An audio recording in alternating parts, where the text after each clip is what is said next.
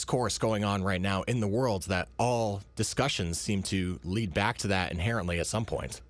And the conversation got so heated that I almost lost my voice before I even started the show. Classic mix-up from me in the producer chair, burning out the host before the show great. even starts. Listen, that's I'll take it. I'll take it. It's okay. And like I've said many times on the show, I'm not married to any one of my ideas. The moment you become married to your ideas is the moment that you're old and you're useless to the world. You know, your thinking must remain nimble. You have to take an evidence-based approach to your ideas. And the moment that you become so convinced to the point that no one can say anything to you that will make you change your mind, that, my friends, is a radical. That is a fanatic. And I don't like either one of those two ideas. You know, fanaticism or radicalism is not something that I certainly adhere to. On the contrary, I'm the opposite of a radical. I don't believe anything too much. The only thing that I don't believe too much is on the idea that I don't like to believe on anything too much. And whether they make sense to you, it doesn't matter. It makes sense to me. And I think that having a conversation as important as the conversation of freedom of speech that has populated a lot of the media and social media platforms over the last few days. Like I read on the show last week, the moment you call somebody a moron, the moment you call somebody an idiot, the moment that you use any sort of name calling, derogatory way to describe somebody that thinks opposite or different than you, is the moment that you cannot expect them to hear you. So if consensus is what you're looking for, that's got to stop, man. It's got to stop. It has to stop. There are way too many people that think differently than you for you to call everyone that does something that is not becoming of the other side. I still remember back in the day when the Crusades were a thing. You were there? No, but I mean, if you read history books, it will tell you that, Muslims and Christians, they were all fighting because they thought that they were right. And, who is right? The truth is that we don't know. And if you assume righteousness, if you assume the monopoly of truth, whenever you take a position on anything, then that is the point that it becomes an argument. It's not a debate. And there's a big difference between those two. Would you agree with that statement, Ken? I would. And something my dad used to tell me ever since I was young was that there's three sides to every story.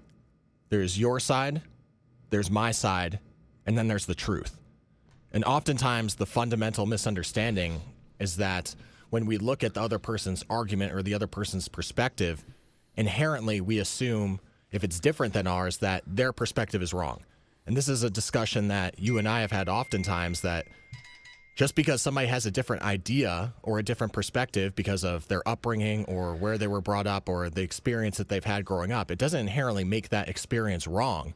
And I feel like that's a mistake that a lot of us are guilty of making, that we just assume when we see a certain, thought pattern, or we see somebody who supports a certain ideology, that we just assume rather than having discussion to understand why that person thinks that way, or have an open dialogue to, challenge each other's opinions and ultimately have a conversation where we can both try to understand each other.